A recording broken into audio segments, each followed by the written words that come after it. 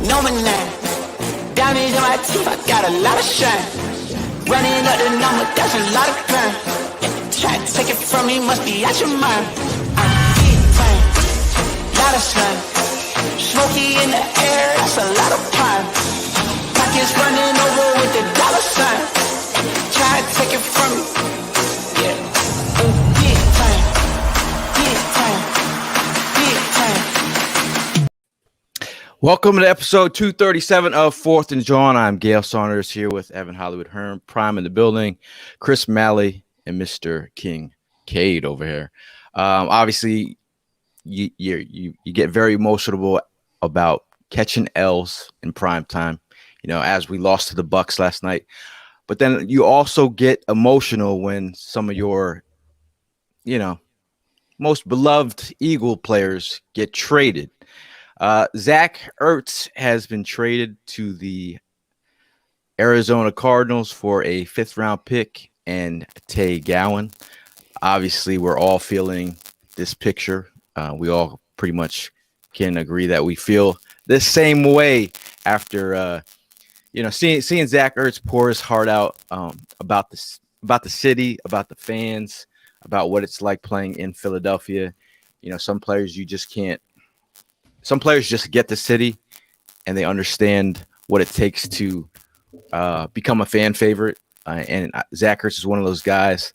You'll remember him scoring a touchdown in the Super Bowl, giving 100% effort throughout his career.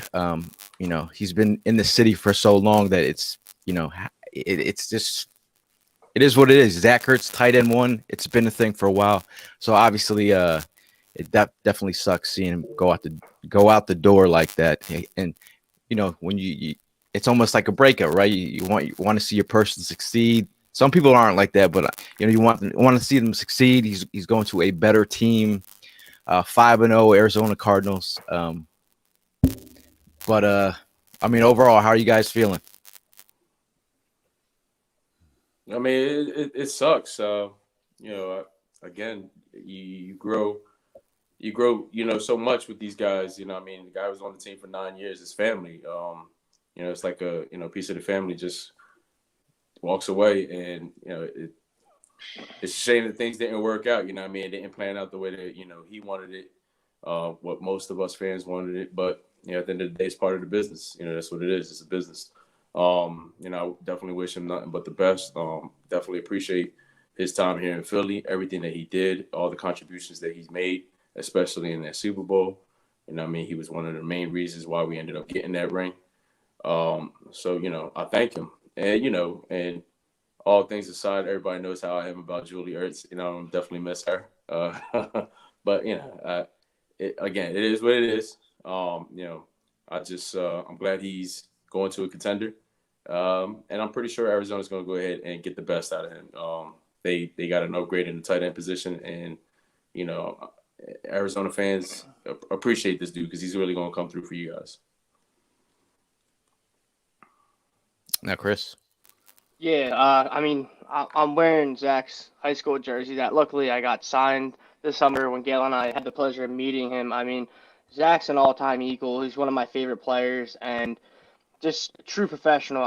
He had that farewell press conference a little bit earlier, and the guy just wears his heart on his sleeve. He said all the right things, always did the right things, and he really just always gave 100% for the city, and that's why we loved him.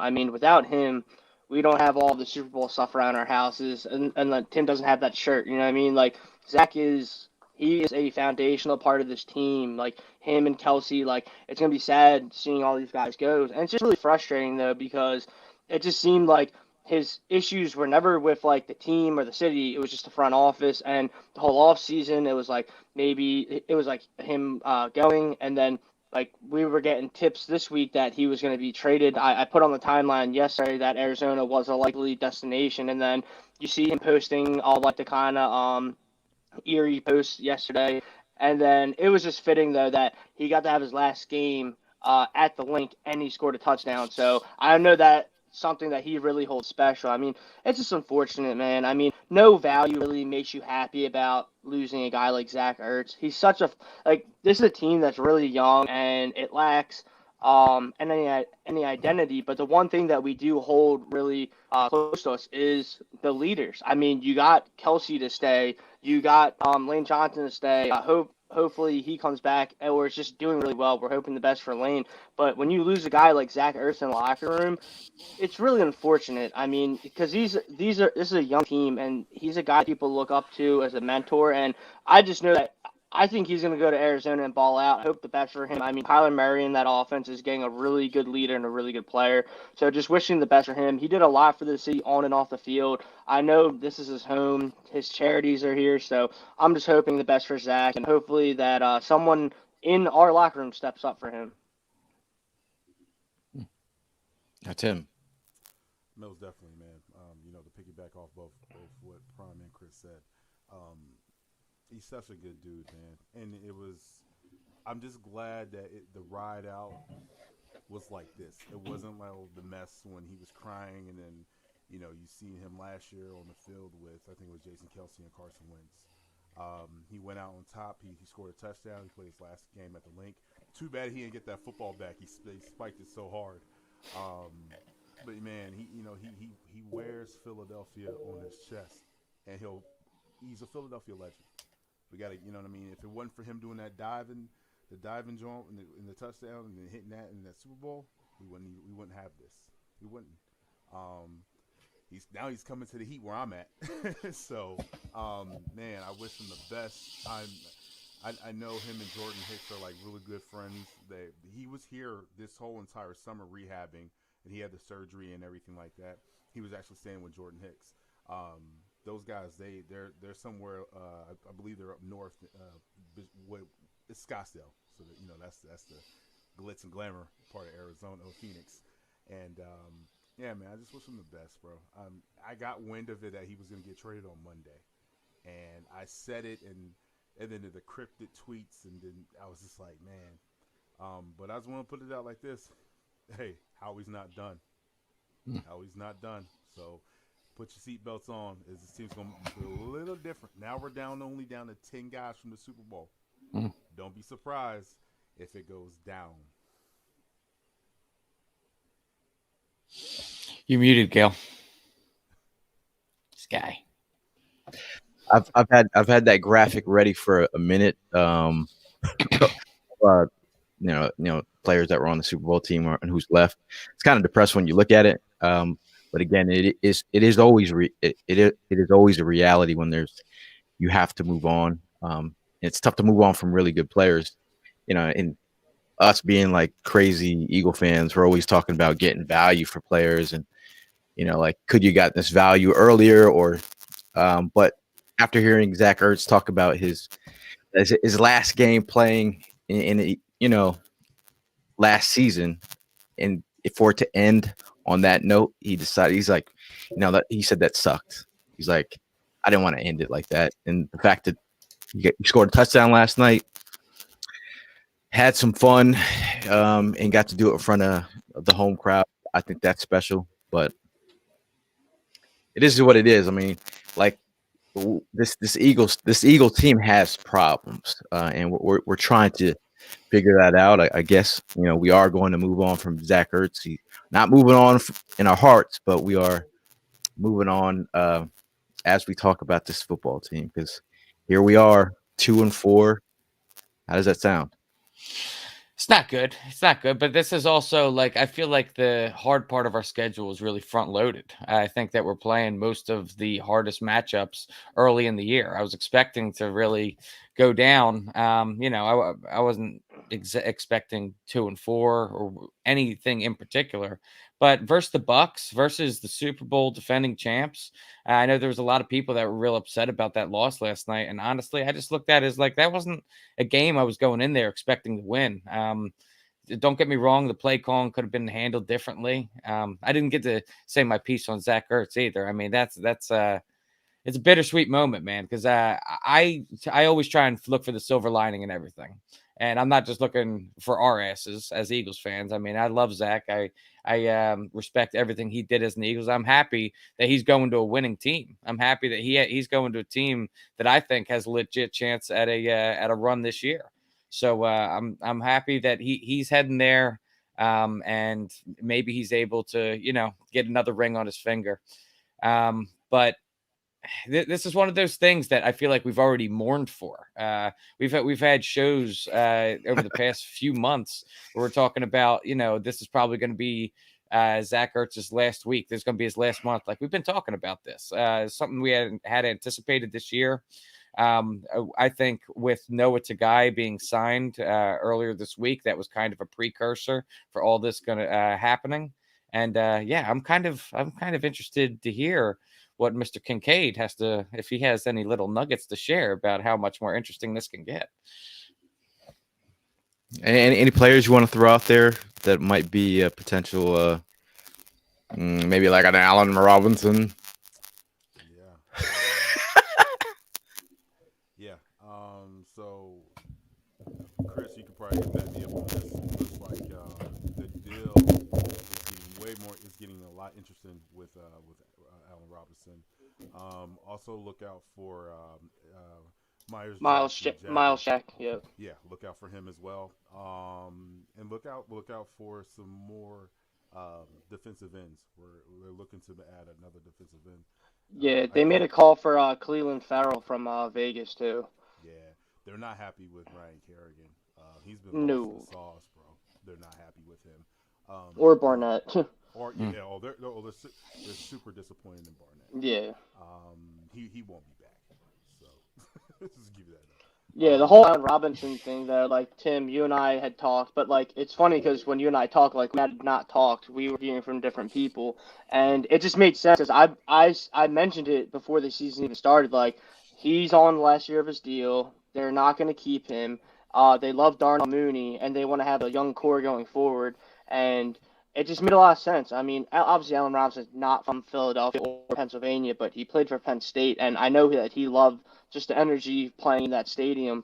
And there's just been a lot of stuff going on. Like, yeah, like he'd be down to come to Philadelphia, and then it just makes sense because right now the Eagles have about $23 million in cap, and it's going to go up astronomically in the offseason. So maybe, regardless of who they think the quarterback's going to be in the future, having a guy like Allen Robinson changes a lot because he is a pure number one wide receiver. This is a guy that he doesn't really get compared with the likes of like the Devontae Adams, the DeAndre Hopkins, but if you look at the numbers, look at his statistics, the separation, and he never drops the ball. Like, he's a special player, and if you add him to this team and you can buy low, it would be beautiful. Right, and to piggyback off that, it looks like they want somewhere around a third round pick. Yeah, because that's the comp they would lose if he walked. Yep. Right. So that's something where I think the Eagles can go, and I think from my sources, it looks like it's going to happen. It's just we just gotta hope that Howie doesn't mess this up and try to pull something stupid. Also, another name that might not be on this team, Jalen Reagor. So which is super crazy to me. They're not excited about him either. I think a lot of it has to do with the off the field issues that he's doing. Going back and forth with fans, talking a lot. Yeah, and then also the snap count. You've seen the snap count. Look at Quez Watkins. He is balling out and he's outperforming Jalen. And Jalen was a first round pick. Quez was like a 6th, 7th round pick. You got to do the math on that one. I'm hoping like they bring in Miles Jack because I mean after watching the linebacker play, it's really time to start paying attention here. Oh, you think we should finally start respecting the linebacker position? Yeah, we've only been crying for that since the dawn of this podcast. Yeah, I mean overall, I mean let's start talking about the game. Like obviously, prior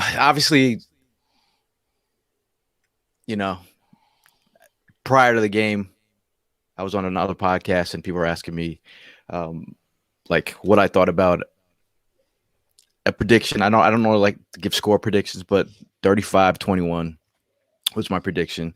Mm-hmm. And it was just a matter of if this offense could actually keep up. And again, we're seeing the play calling, as I like to say, two-pack ass. It's been that way for we're talking about 6 quarters, like, and the fact that Miles Sanders, it's just unheard of to get 1 carry in a half for he's your number one, he's your RB1. You could go from high school, college to like any level, your RB1 should never get 1 carry in a half. We've seen him get 3 carries in the Cowboys game, or is that 2? Right. 2 carries in the Cowboys game, and going into in the Panthers game, we're in the mid third quarter, he's got 5 carries. Like, it's the fact that they can't get him going is very concerning. And it kind of makes me wonder while we're on the conversation of all this trade talk, it seems like they really don't value Miles Sanders. I think that he is an excellent running back to have, and I don't want to get rid of him before I say this, but personally, I'm thinking about Howie Roseman and how this team's operating. If they think that he doesn't really fit in this offense, why would you not try and get some value for him? I mean, Miles Sanders is a guy I feel like could get a really solid return, whether it be picks or, like you said, like a Miles Jack or whatever, a linebacker that could come in here and help our defense.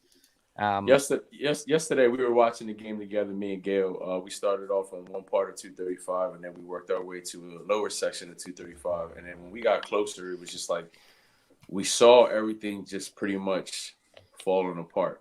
These guys weren't running their routes correctly. They were like all over. They were confused. I felt like we were seeing the same 3 plays every damn drive. And then today, somebody it's probably one of the best posts that I've seen going, with this season, the way it's playing out. Somebody had 3 Tecmo Bowl plays that I swear to God, I felt like were the plays that we're rolling with.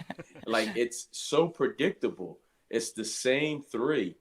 The frustration yesterday seeing Miles Sanders being used at the last quarter, the last quarter,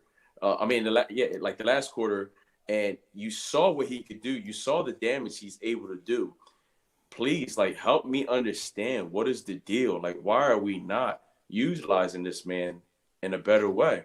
I mean, Gail, I don't want to steal your line because, this is all yours. I mean, the man has a patent and everything, but that 2-pack of ass offense yesterday was ridiculous, man. I mean, it was bad, man. It was bad. And I was telling him, when we went back to the parking lot, the thing that's keeping me at ease right now is thank God for these tailgates and these road trips that we've been having.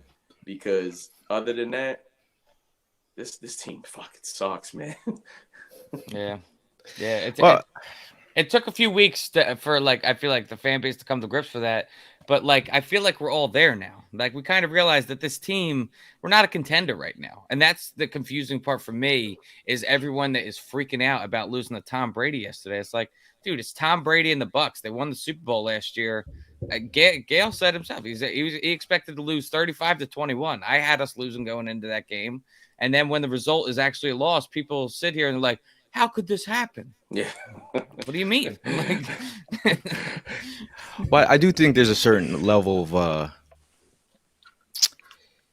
when you start to get close and you're looking at the way the game's being called, and you're like, there's an opportunity. But going back to 3 home games now that we've been to, more and more people seem to be giving up on this football team. Yes. We saw people walk out, in the fourth quarter of the first game of the year. Mm-hmm. The 49ers, KC, they're up, 10, top of the fourth quarter. You're like, oh, we got some time. Now I'm literally watching the Eagle fans leave at half or beginning of the third quarter, and I'm like, and I was thinking in my head, because again, I never try to fan police or anything, but when we were up, the momentum was sort of shifting a little bit. I was like, what would this crowd be like with maybe 15 more thousand people, 20 more thousand people? Because you look around and people had left. Mm-hmm. So it was just, we're starting to get to an area where, again, some people were like, why would you even watch? I see some fans I turn the game off. I don't, because it's a part of again, if you're trying to be evaluate the team. It's an evaluation process, and I'm sure that's where the Eagles are with their QB1 at the moment, evaluating the talent on the team. But it can be frustrating when you want to see guys like Miles Sanders get involved, who got involved at the very end of the game and cracked off runs. And it got to the point, this is where it's how weird it is that Eagle fans are, you know how petty we get. We're giving standing ovations when we run the ball. Touch the ball, yeah. Everyone starts clapping and cheering. It was like something big happened. No, he got one carry and everyone exploded in petty cheer, and then it's really weird right now. Yeah, It really is. Yeah, it was just there's almost too much to say about that game last night. I mean, the four of us were there. We were tailgating before, great vibes there. Then you get into the game and it was great energy, and I think the players knew that. And I think the energy of the crowd and just like that veteran leadership, like guys like Zach Ertz, that's what kept them in the game to make it even within remotely close. Because if you don't have leaders like that on the field to keep the young guys up and say, hey, like, listen, like, I don't give a shit what the score is. Like, we're at home. Like, you can't just fall on your knees and give up. Like, that's what kept them fighting, though. I mean, like, that was like the one frustrating thing because like it's a multitude of things that's wrong with this team. They have to run the ball. It really is. It's not even high school offense. It's not a college offense. It's like a middle school offense. It's like you're just telling little Timmy and Bobby, like, hey, like you grab the ball and you just like run it or throw it. Like there's no organization. But the frustrating thing though is with the passing plays, Jalen has to make the plays because if you're at the games, if you're looking at the film, there's people open, and we know that he's throwing the ball high, he's throwing the ball low, he's throwing the ball outside. The pick to Quez Watkins. Quez is gonna be a great teammate and say, hey, like I can go up and try to block it, but that was a major turning point in the game when we're struggling to throw the ball for 5 to 10 yards, and then you take the deep shot and the ball's inside instead of outside on Quez, and that turnover changed the game a lot. That being said, though, like it is putting Hurts and this offense in a very difficult position when they know you're throwing the ball. There's very little creativity, and like there's like nothing though. Like you would think that it's literally the definition of insanity, just like madness, just doing the same thing over and over again. And the fans, we're smart fans, we know it. Like people are cheering, run the ball. People literally know what the play call is going to be before we even break the huddle. Like that's a problem because you're not only versing an NFL defense. Like Todd Bowles is one of the best defensive coordinators in the league. This man has you figured out, and then they have the players. That being said, I need to hats off for our offensive line. They did a tremendous job. I mean, we're missing 2 all-pro right guard, right tackle right now, and you're going against Ndamukong Suh, Vita Vea, who has just been throwing human beings around all season, and they held their own.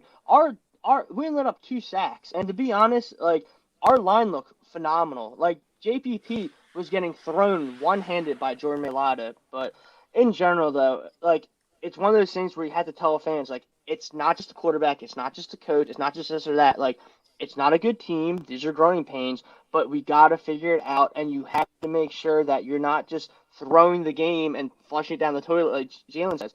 Watch the film, learn from it, talk to each other, come together as a group, because if you're just going to flush it down the toilet, you're just going to find the same thing in the toilet, and it's the same shit every single week. And until you figure it out, and you try to be like, okay, like how come I'm shitting so much? Maybe then the team can progress and learn from the failure, and that's how you become a better team. I hear the comment about that these guys need to look at tape a little bit more, but my thing is, Chris, is like how much tape is it going to take? Because it seemed like Jalen just kept making the same mistakes yesterday. I agree. We were literally sitting over top of Jalen and watching, like, release the ball. As soon as you hike that ball, there was receivers that were open from wide the open. grip. From the wide grip. Open. Like, throw the ball. He's holding it, then he gets clustered, and then he scrambles. And that line, they just kept on blitzing on him. They were right there. The damn screens, man, like stop with the RPOs and the screens. The shit's not working. Throw the shit in the trash. Get rid of that part of the playbook. It's not happening anymore. They got to figure it out. Everybody has to figure it out. So it's frustrating, man. Like it's really upsetting. Like we could have lost our voice just screaming at Jalen to throw the goddamn ball. Yeah. But I don't know what's up with this dude, man. You guys happen to see what was trending on Twitter earlier today? There's a certain name, Howie Roseman. Mr. Chip Kelly. Oh, The people were comparing Nick Sirianni to Chip Kelly. I guess it had to do with the fact that Zach Ertz is this star and he ends up getting traded away. And also, I guess you couple in the fact of predictable play calling. What do you remember most about Chip Kelly's play calling? He had 7 plays and different variations of them, and it made it very, very easy for defenses to figure out what the hell was going on. I'm not by any means comparing the two. I'm just letting you know that other people out there on the interwebs are connecting the dots there. They're the ones that are out there, and the lines are being drawn, man. To me, when I see him being compared to Chip Kelly, who is notoriously one of the most hated people in Philadelphia history, you're in the hot seat, bro. I hate to break it to you, but that's hot seat. I mean, the theories that are good.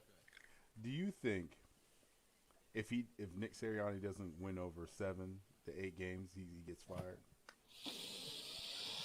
They love him there, man. I think Lori and Howie handpicked him because if you are a young head, the dude was on vacation wearing a swim trunk. If you are a young head coach, your dream since you're a young kid is to be an NFL head coach. There's only 32 positions in the world for that job. If they tell this guy, hey, man, you can be the coach, but we're going to be telling you things here and there, he's probably like, shit, yeah, I don't care. It's literally your dream job. That's why you're not going to get all these other veteran guys to come in here because they're like, I don't want to put up with that because it's true. There's too much smoke for there not to be a little bit of fire that the front office is influencing a lot of things. So could there be enough fan outrage to get Sirianni out of here? Of course. But I think at the end of the day, Howie and Lori are usually the problems. I mean, I feel like they got their guy. This is the guy that they could sink their teeth in. Yes. This is the guy that's not going to give them an issue. I mean, I said it from the beginning. I said, this is the Fisher-Price head coach, my first head coaching gig. And it's not a knock on Sirianni. It's just the idea and the concept where you're Howie and Lurie and which guy comes in here that we can have our way. It's what is it, Burger King, where you can have it your way. Yeah. This is they can have it their way. If you think of any other veteran head coach that would come in here, they have their parameters. No, this right here is off limits. You do not mess with this. There's no limits. They are the no limit soldiers in that office. They're saying this is what we're doing. We're involved. Let's. And Gail, we talked about it. Jason Avant said on the podcast last week, the front office has a lot more influence in Philadelphia than anywhere else. And he's just starting it out there because he's not trying to throw shade on the organization that he loves and played for. But this is a front office where it is known. And they even put out a vote, and they talked to agents and GMs and said, who's the least trustworthy GM? Howie Roseman got all the votes, and you hear it from different people. He has his hands on a lot of stuff. I mean, that's it's dysfunctional. You and I get it. If I was the owner, I wouldn't want to have some say too. But if you don't know shit about football, stay your ass up out of there. Because at the end of the day, though, bro, this is what's going on. Howie is basically saying, hey, I'm going to take the blame. Jeffrey is saying, this is what I want. The whole passing shit, that's all Jeffrey Lurie. He loves passing. Yes. He loves it. So, but for me, though, you can't just throw the ball 60 times, man. You're going to put your quarterback in harm's way to the point he's going to be, we're going to be talking shit out of to him, and he's going to be out of here. This is Philadelphia. This is hard to play in front of us. It's so frustrating. Oh God. I mean, just overall, you start thinking about the identity of this football team, whether it be offense or defense. You talk about Gannon's defense being so conservative. It's the whole idea of bending and not breaking, but just having that presence, man. Like I can't tell you what, like dictating. You want to see your offense dictating the game, or you want to see your defense dictating the game. Like it seems like we conform versus like dictating who we are as a, identity of a football team. So I feel like at the end of the day, like I still don't understand who we are. Getting back to Jalen, which is, I mean, he's the most important part of the team, being the quarterback. They do not play to his strengths. There are some deficiencies in his game, but like again, with any young quarterback, there's going to be those issues. Now, playing to his strengths with a running game, with play action, making things look different. I keep saying it every week: window dressing, formations, and the way that our offense is set up, and the way that we line these guys up. What you see is what you get. And if you watch enough, I've heard many football players out there, ex-football players, talk about the Eagles offense and seeing the alignments and watching film. You should know exactly what we're doing. And by, putting J-Jo on the field, or, Gainwell on the field, or you like that, you can see that our screen game is figured out. It's 100% figured out. And like the one thing that I really realized after that Kansas City game, and granted, it's Andy Reid, and he's a really creative play caller. But just watching him and all the creative types of screens that he was doing, the way that he's able to just get guys open, like Nick Sirianni, like we've been saying, it's the same plays over and over and over again. It makes it way too predictable. I feel like Nick Sirianni doesn't have. It could just be because he's got the Fisher Price tag still on. But he doesn't have that kind of creative play calling yet at all with his packages. It's resulting in the fact of, what do we have here? 115 passing yards and about 100 rushing yards. Yeah. Yeah. 215 total yards yesterday. That's what was on that screen. Listen, let's cut all the bullshit. Nick Sirianni is getting double fisted right now. All right, that's what he's doing. He's getting double fisted right now. He's enjoying it because he ain't doing anything to go ahead and change. He keeps on coming in here every week with the same shit. So it's just like we sit there and we're here supporting the team for what? For what? To get the same outcome. It's like we can't get anything going, man. I mean, that first drive. I mean, look, me and Evan walked into that building and he said it. He pointed it out. The vibe, the feeling going into that stadium wasn't there. And I was hoping he was wrong. I'm like, nah, man, I got a good feeling. Fuck, I'm looking around. All right, I got a good feeling because nobody else got that feeling, but I got a good feeling. I go in there after that first drive. Fuck, there goes my feeling. Yep. There goes my feeling. You know what I mean? Like, seriously. And I thought we were going to get to the point where they were going to score on every single drive, like Kansas City basically did. It really felt like I was walking into a funeral in that game. And like, don't get me wrong, the pregame tailgate was lit. Had a great time there. Walking into the stadium, it's just, I don't know, man. It's one of those like feelings that you can't describe. It's just within you. When we were walking into the 49ers game, the one that we ended up losing, when we were walking into that game, I'm telling you, the like energy level was off the charts. I was like, it was kind of one of those feelings I feel like we can't lose today, even though we did. But like the feeling was there.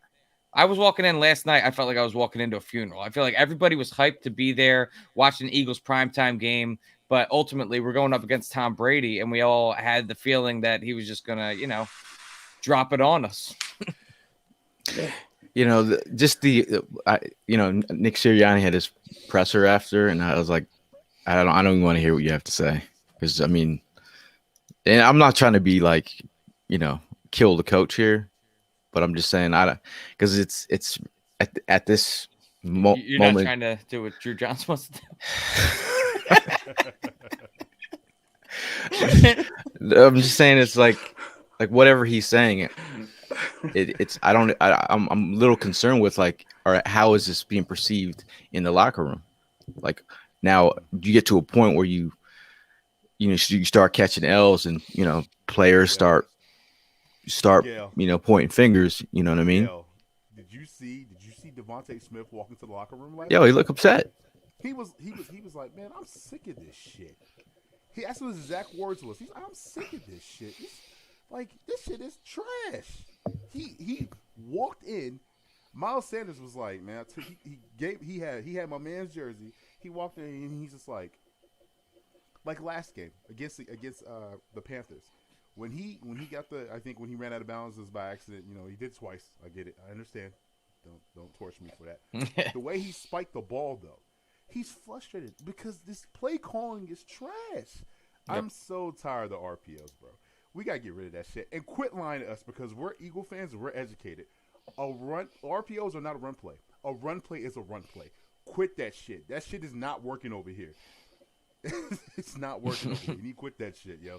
For real. We gonna end up running your ass out of Philadelphia. Now Julie has a comment. Says, "Do I still even want to travel from Texas to Las Vegas next week?" Yo, I mean, these are the vibes that I'm getting from Eagle fans are selling their tickets. Yeah, but let's be real. If there's one team in the NFL that's more of a train wreck than us right now, it's Las Vegas. But I'm saying the whole idea is like this. I'm hearing this a lot from fans. Like, I don't want to travel to watch this team play. Yeah. Like I am selling my season tickets for the rest of the year. Prices are going down to watch an Eagles home game. Like, that's not normal. Yeah. Yeah, but you had a lot of those guys. Yeah, shout out to the West Coast Swoop Nation that ended up showing up at the tailgate yesterday. Rob, Rico, the ladies that were with them. Nick, and we had a couple other people from Cali, from Sacramento or San Francisco, something like that. Yeah, man, but they came in and they've been hyped up about Vegas. Some can't make it because of the fact that when that game first popped up, it was like at $700. Those things dropped down to $200, and still dropping. Now, I get it, the whole vaccination thing. We're not gonna go ahead and touch on that subject, but we're talking about both teams that both suck right now. Well, are going through a train wreck. I'm sorry, because the Raiders are who everybody thought they were, and then John Gruden getting booted out of there, and then shit. Now there's definitely saying that about us. Well, I mean, I do always I look at, I try to find little things that you could dissect, and the fact that you lose the right side of your offensive line, like you losing Lane Johnson and Brandon Brooks, it's a huge blow. You lose Brandon Graham, huge blow. You lose Isaac Suamalo. That's a huge blow. But again, when you start seeing them perform, and some of the younger guys, their backups are coming in and performing, it gets down to the little things, whether it be coaching. I mean, coaching is, I think, the biggest difference maker. Uh-huh. I think some people are now asking the question, like, is Sirianni in over his head? Do Howie and Lurie dictate what he's doing on the field? Do they want to see him pass and put him in these situations because they want to see that they can get the best out of him before they have to go ahead and try to bring someone else in here to take his job? So they're putting him in these situations to see what he does, putting him in the fire. But I still think at the end of the day, you can put him in the fire, play to his strengths. Yeah. And that's kind of where do you feel like Jalen Hurts is being exposed at all? Or do you think it's just poor play calling? I just think all young quarterbacks have issues in their game, but you have to play to those strengths. I just feel like, just like Carson Wentz got gun shy a little bit after taking hits and, not being comfortable with who's in front of him. You lose Brandon Brooks, you're not going to feel as comfortable as, you're like, Brandon Brooks is Brandon Brooks. Right. How many sacks has he given up in his time here? Yeah. And you look at the formula. I mean, not to take a note out of Dallas Cowboys playbook, but when Dak first got there, they ran the hell out of Zeke Elliott to assist Dak in his progression, his growth. And that's exactly the type of thing I think we should be doing with Miles Sanders. He's a good running back, and we should be leaning on him for Jalen Hurts' success instead of throwing the ball 40, 50 times a game, man. It's not how you're going to win games with a young quarterback who doesn't even have a full season under his belt, throwing the ball just way too many times in the game. Mistakes are going to happen. If it was anybody that I mean, how would you want to talk about some positives on a Monday? Yeah, might as well. I mean, when I play Friday, ball, when I play ball and you catch your L, the worst was watching the film in front of your team and your coaches because you knew where you messed up and you just hated to watch yourself get reamed and you're just like, dude, called out in front of the team. But this is Monday. This is what I guess you're supposed to call out the negatives on Monday after an L. This isn't Victory Monday, so any other negatives you guys want to point out?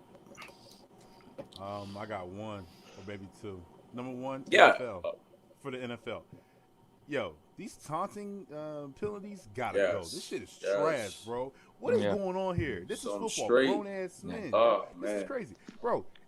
Gerard Avery really got a 15-yard penalty for getting up and just doing this. What happened to every time Antonio Brown caught the ball? He did it. That's every what I damn said. Time. I said that. I said Why that we to didn't Gail get that? yesterday. Like what the hell was that? I said, yo, I know I'm probably sounding real petty right now, but that's a taunt. That man keeps on getting up and putting his chest out and talking about that's a taunt. Is that not a taunt? And he did it 3 times.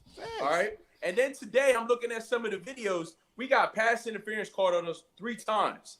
Yo, they were all over our receivers yesterday. Rager, Watkins. I mean, these things, you pause it and you see where their hands were at and where the ball was at. Too early. No calls. Then that lady, shout out to the lady. Appreciate the females now doing their things as being referees in the NFL. But, man, you came from the end zone to go and overcall a referee that was literally in front of the play and said it was an incomplete pass. How the hell does that work? And then the head referee is going to go ahead and acknowledge it and make the call and say incomplete. What? What is going on, man? Okay, then my number two is, and this is positive. You see what happens when you run the damn ball? Do you see what happens when you run the damn ball? The offense opens up. Run the goddamn ball. That's all. Maybe Sirianni's playing reverse psychology, and because Miles Sanders, anytime he touches this ball now, he runs fucking angry, man. He runs angry. So is that what he's doing? He's trying to deprive him of the ball he runs angry as hell. I see where you're going with this, Evan. That's I see where you're going. Are you mad? Okay. Are you mad? Another one is go run the ball. That was an interception. I don't care what nobody says. That was an interception by Marcus Epps. He got his hands underneath him. 100%. 100%. 100%. Shout out to him. Shout out to Alex Singleton. I mean, you look terrible in that, but that play, you did a good job. You know, and then JG, whatever, I can't even. Terrible defensive coordinator. Yeah, I mean, he I guess it was like 3rd and 11, 3rd and 12, and he actually blitzed. I was happy with that. Yeah. Now David has a comment here. David Johnson, he says, just think and look at how other teams treat their young QBs and how they cater the offense to them. Josh Allen, Justin Herbert, Baker, Lamar, Dak, and then look at us. I mean, at the end of the day, they really have to look in the mirror when it comes to playing to your player strengths. You can go from Jalen, you can go from, Miles Sanders, you can like playing to our player strengths. It's like how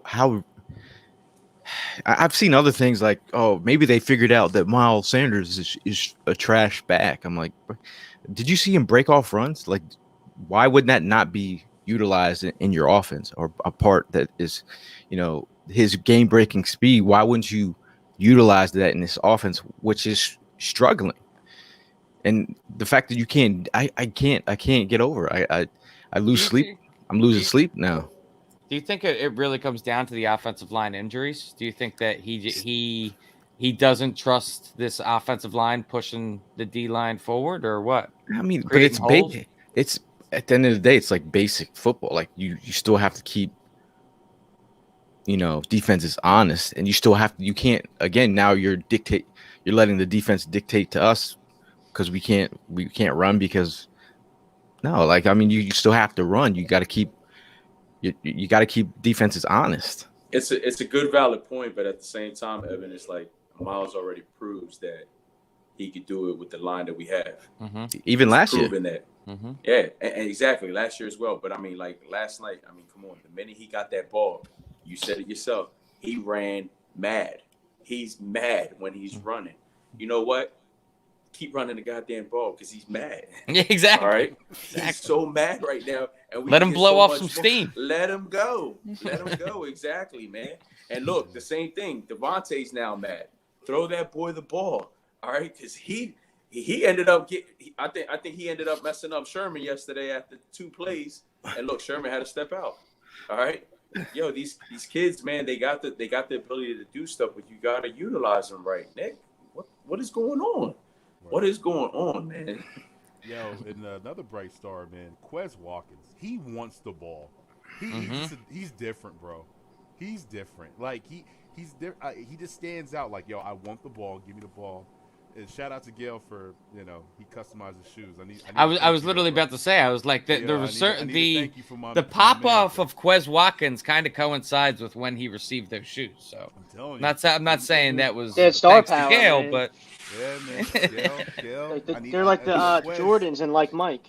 I'm gonna need that thank you. I need that thank you from my man Gail. He needs it, yo. You know what I'm saying? No, I gotta thank you in person when at the Eagles Autism Challenge. But it's funny because I bumped to a Quez Watkins stand like during tailgating. I was just passing out some beers to some folks. Shout out to Bud Light, by the way, for the beer at the tailgate and Conchi. But he was just like over the moon. He's like, Quez Watkins. I love Quez Watkins. He was like, I have to meet him. And just the love for Quez Watkins. I was like, man, Quez Watkins in just a short year has become a fan favorite of a lot of people. I mean, because at the end of the day, but at the end of the day, this is what we're looking for from our team. We're looking for guys who consistently show up, consistently do the right thing when their number is called. They're making the catches. They're not saying anything. They're just doing their job. And a guy who has consistently showed up from every single practice we watch, training camp to open practices to preseason to now the season, that's just been his lifestyle. So we're looking at other players on this team to do the same. Even we're looking at the head coach. Like, can you be consistent with the play calling? I mean, is that too much to ask? Now, again, if Quez Watkins is the consistent award winner, I think he's just been that dude this whole season. Especially with the deep balls, man. Especially with the deep balls.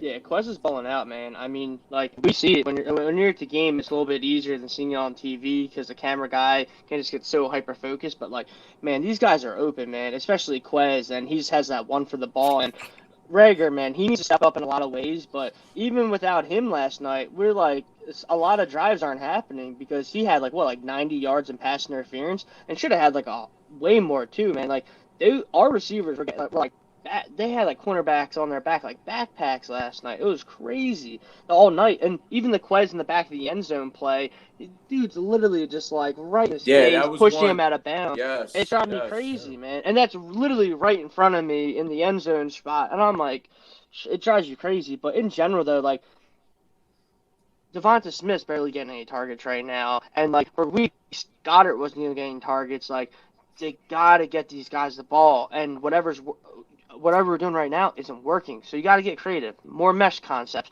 But, like, that's what's annoying, though, because, like, if they are worried about the limitations of Jalen's arm, screen passes don't work if you run 15+ of them because defenders are just going to move up on that. You have to get creative. And the problem is, like, they tried to do the pick plays, and then Ward messed it up, and then it's like, all right, now we can't do it anymore. It's like, no, that works. Just don't have bad technique when you do it and don't make it obvious. Now, David says, guys, when is the last time we ran out of single back formation inside the 10-yard line? Why are we running plays out of shotgun that close? I mean, that's just everyone's kind of tired of that. On the last show, I mean, we mentioned how we need to put a stop to the flat routes inside the 10-yard line. All we're doing is moving backwards. I think we should add that to the list as well.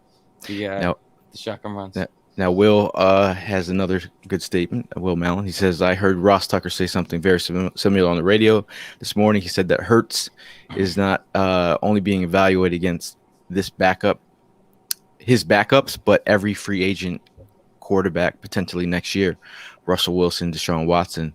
And I really do feel that is the vibe with this front office. I feel like it just doesn't smell right, man. Like I feel like there's just internal struggle and just I just heard something from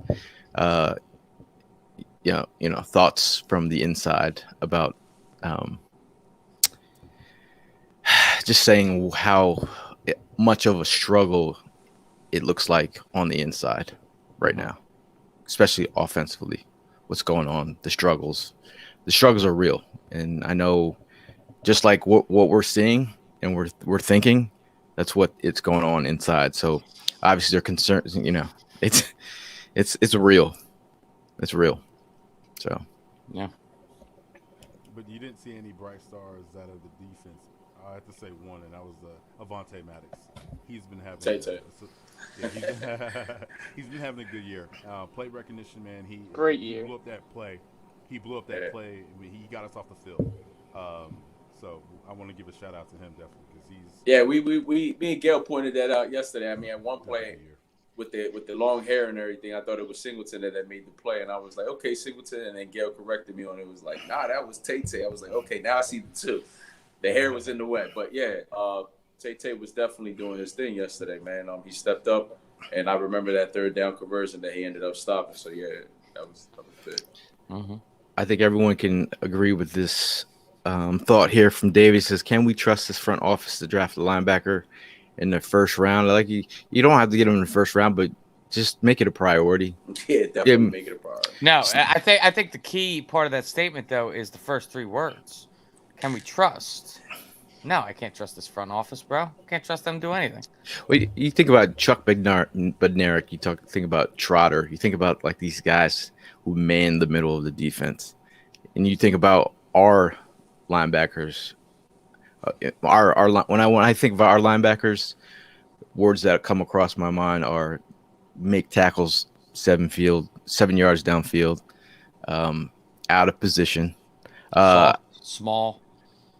Just I tweeted out last night. I said Tom Brady is treating the middle of the field like it's 7-Eleven because that shit is always open. Always open. Bro, he was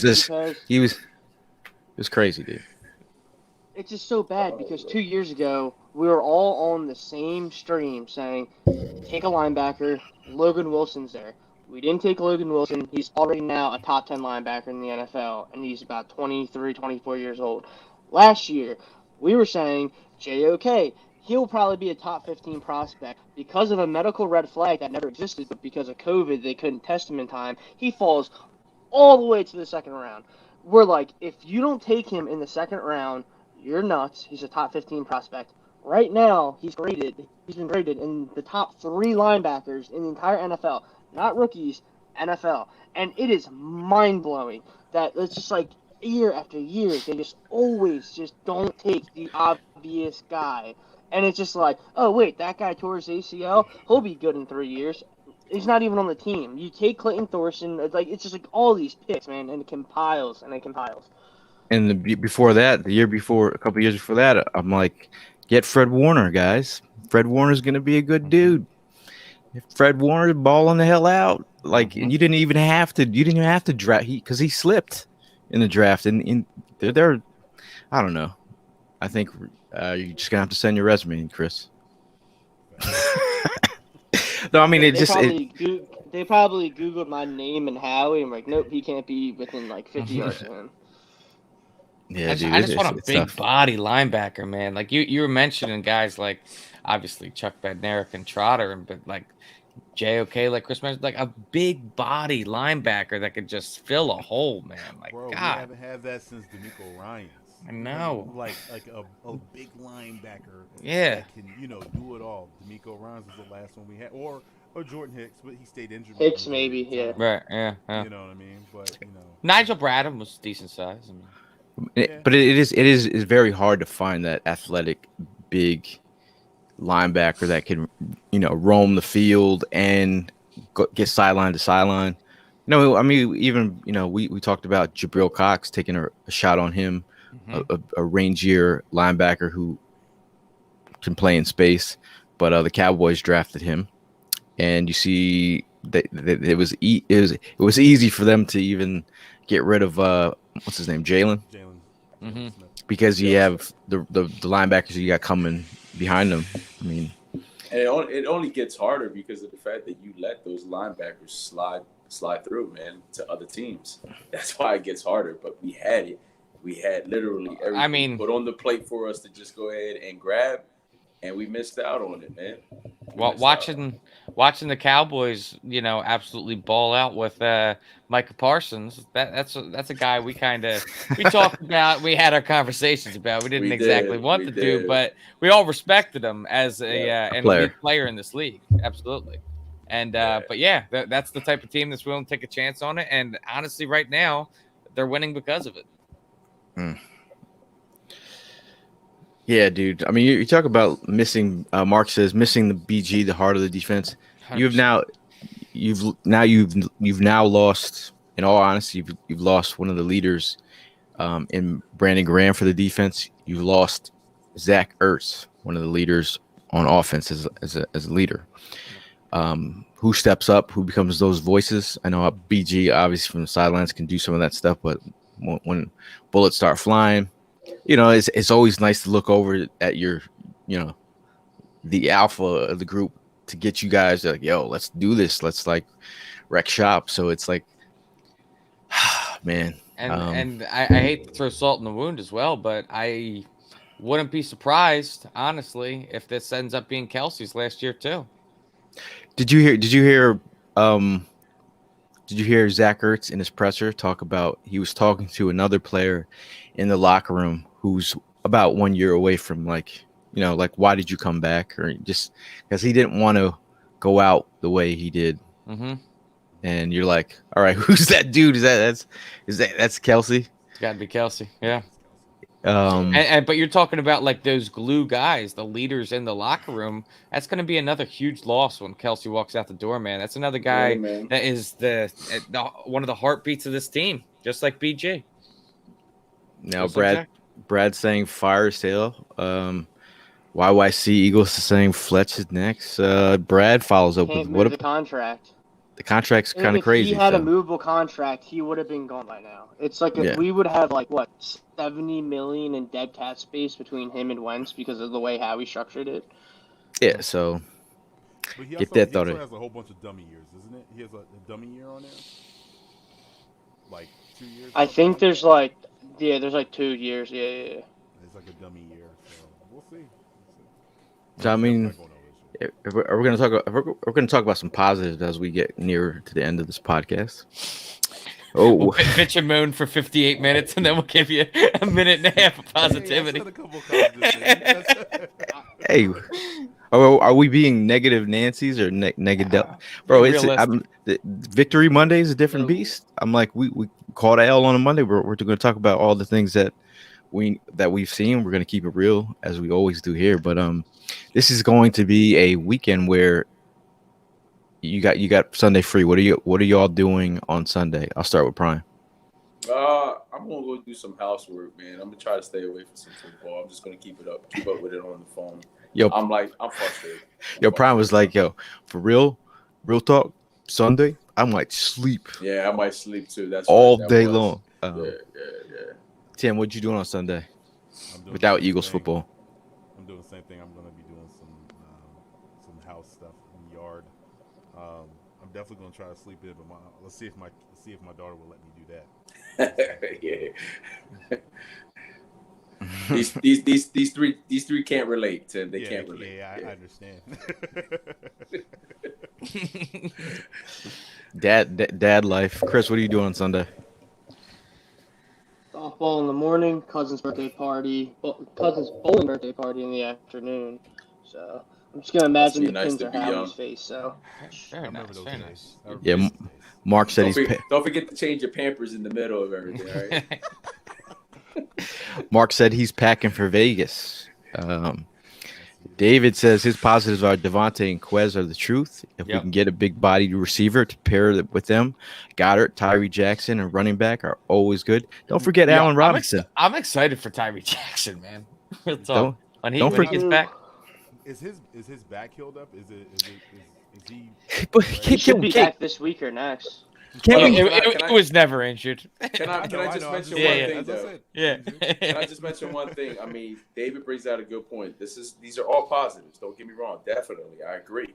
But the positives can easily turn into negatives when these guys get frustrated, man. If we don't get our shit together, if this coaching staff doesn't put a better game plan together, you saw it yesterday. You saw Devontae. He was hot. I mean, damn, dude, this is just rookie season, and he's already hot. All right? So we gotta think about the other players on this team and keeping their their mood on a steady level.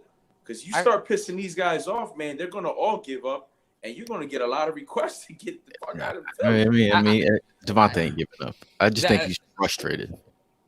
I agree with Gail. I think I think you can kind of see the difference between the people that, like a guy like Jalen Reagor, who turns around and snaps back on fans, and he'll go and say his piece because he gets all butthurt about what people have to say in his DMs, which they shouldn't be in his DMs regardless. But that's another story. It's gonna happen, man. It's gonna happen. Yeah. It's the product of being a Philadelphia athlete. Whereas I think Devontae Smith is more of a guy who is more capable of just turning off the phone and letting that kind of fester in his mind and charging him up during workouts and whatnot. I think he's got his head on straight. Where, I mean, I'm not saying Jalen doesn't, but he's definitely had some things that make me question it. Yeah, bro, you could say he doesn't have his head on straight. I mean, yesterday after that one play that ended up getting that didn't work out, it looked like him and Jalen had some words on the sideline. You know what I mean? Like, dude, that was you. Like, the ball was there. You didn't catch it. So how are you going to put it on the quarterback? Yeah. So, I mean, come on, man. Yep. So, Evan, what are you doing on Sunday? Well, I mean, honestly, most of the Sundays during the year, we're usually down there tailgating, and as fun as the tailgates are, it's a lot of work to put those tailgates on. So I'm going to be enjoying my time chilling on the couch, drinking some beers, going to cook up some meats on the grill, just going to relax all day and watch football. It's going to be fantastic. Do nothing. It's my kind of Sunday. Herm can get down on grilling and cooking. Yes, so, sir. Man, Thank you. I was there for a nice Philly cheesesteak. Yes, sir. And a burger. Yesterday I overstepped my boundaries, man. I ended up having 2. He couldn't help himself. Yeah, I couldn't help myself. I had 2. Yo, against the Niners, I tipped him $20 just cause I was like, yo, appreciate you, bro. Appreciate you. Man, it's good. You know, I will be on Sunday. I'll be going to Rehoboth Beach. Nice. Bro. Officially booked. You need it, bro. You need it, bro. I hope you get everything out of that trip that you want. Yeah. Man, we need to just. I'm gonna look at the water, chill with the lady, and just like, yo, I'm not thinking about no Eagles. I'm not thinking about no other teams. We just need to. It's not a. When I'm looking at the Eagles, it's like it's not me. It's definitely you. We're gonna take a little break. I'll see you on Monday. You know what I mean? So I mean, overall, I just think as much as a rough game it was yesterday and a rough today with Ertz being out the door. Hats off. We had a great time at the tailgate. Once again, shout out to Bud Light for powering the tailgate. Shout out to Conchi for bringing the tomato pies. We're fire as usual. Pies. And even Conci knew it was up because they put run the ball on our tomato pie. So they know. Shout out to all the people that came to the tailgate and had a good time. DJ. Yeah, DJ shout out to Lowski. DJ Lowski as well. Always a good time with DJ Lowski. And also NFL UK stopped by the tailgate. They did a little segment down there. Hopefully the Eagle fans that were at the tailgate had a good time with that. And we also did a message to Brian Dawkins for his book, Blessed by the Best. Go check out that book. Very inspirational. But overall, man, I think we have let it all out. There was 1 full hour of getting something off our chests. Right? You guys feel better? Therapy, bro. I guess that's therapy. an adjective I could use. We just need a couch. We just need a couch to all lay there, and say how we feel. Hey, shout out to Will. He's in Tucson, Arizona. Shout out to Will. Arizona squad. Squad. AZ. Desert in the house.